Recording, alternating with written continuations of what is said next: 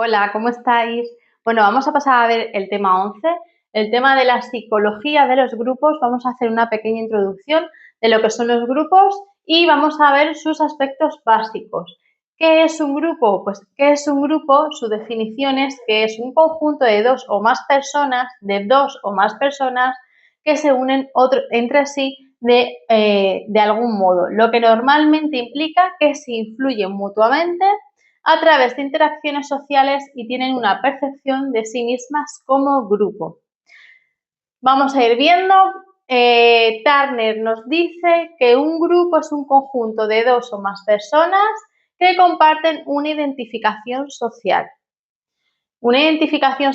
común entre ellas o que se perciben a sí mismas como miembros de la misma categoría social. Moreland nos va a decir que dos personas no es un grupo, dos personas no son grupo, porque se crea, o sea, esa unión entre dos personas se crea y se disuelve de una forma más rápida. Entonces, no permiten la emergencia de ciertos procesos que se dan en grupos e incluyen otros que no aparecen normalmente en los grupos. El que haya dos personas solamente, pues eso, no aparecen cosas que pasan en los grupos y no permiten la emergencia de procesos grupales. Williams, por el contrario, dice que dos personas sí van a ser un grupo, sí pueden ser un grupo, pero admite que existen diferencias entre los grupos de dos personas y donde hay tres o más. Y los psicólogos sociales sí que se han puesto de acuerdo en que una agrupación cualquiera de personas no es un grupo. Nosotros podemos estar en un parque y ver en el césped ser sentada a un grupo de personas. Eso no quiere decir que ese grupo de personas, o sea, que esa agrupación de personas sea un grupo. No quiere decir eso, quiere decir que hay una agrupación de personas.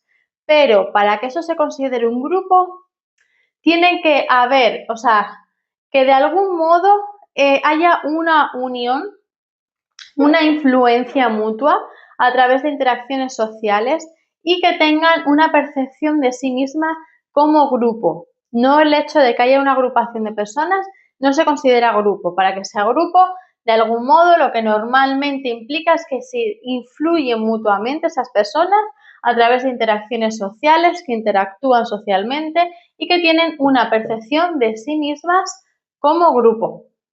Vamos a la siguiente parte. Bueno, vamos a ver las bases psicológicas de los grupos. Nos dicen que existen dos perspectivas fundamentales sobre la formación de los grupos. Una basada en la atracción de sus miembros y otra basada en la atracción del grupo.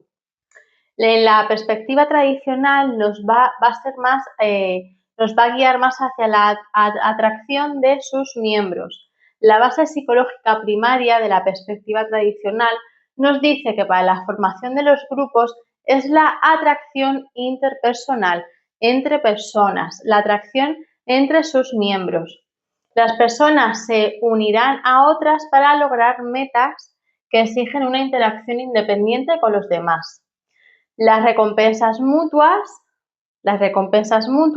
van generando atracción entre las personas, interpersonal, lo que en última instancia hace que se exhiban los comportamientos característicos de un grupo.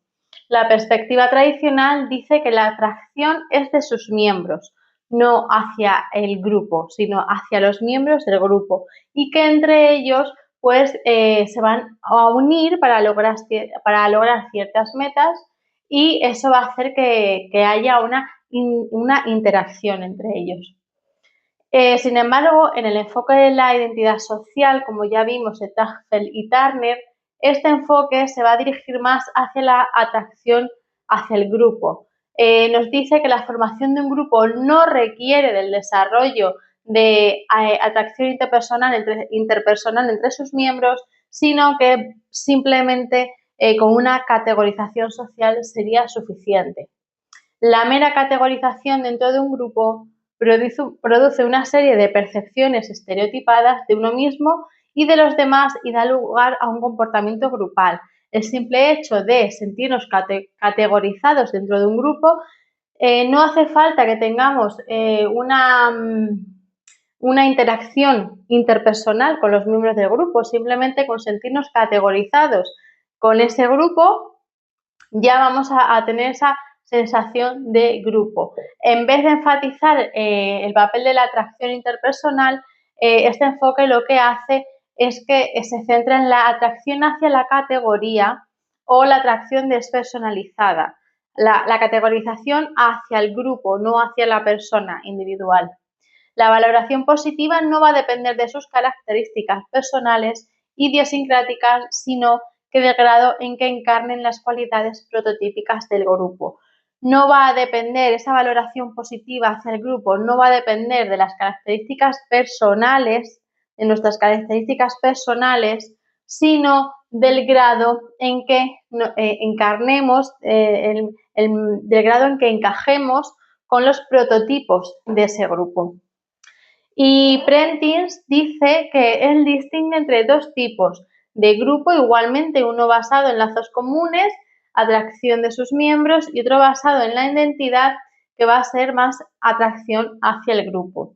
En los basados en lazos comunes, la atracción interpersonal hacia los miembros del grupo, lazos comunes, atracción interpersonal hacia los miembros del grupo.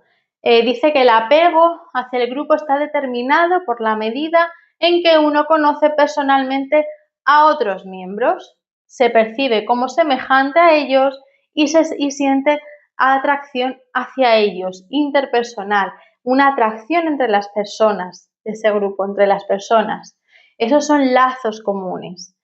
Hacemos lazos entre unos y otros, ¿no? Nos enlazamos entre las personas y hacemos un lazo común entre todos. Sin embargo, en los basados en la identidad se corresponden con el enfoque de la identidad social, igual que hablábamos aquí de Taffer y Turner.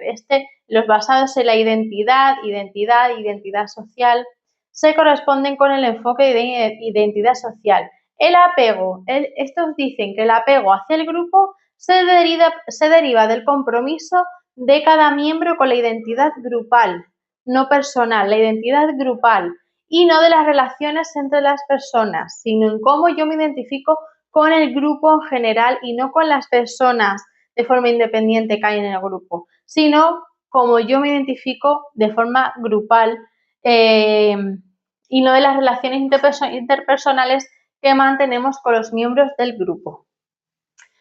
En ambos casos, tanto en lazos comunes como en la identidad, se producen procesos de influencia social que afectan al comportamiento de sus miembros. Y estos procesos de influencia social los vamos a ver ahora mismo.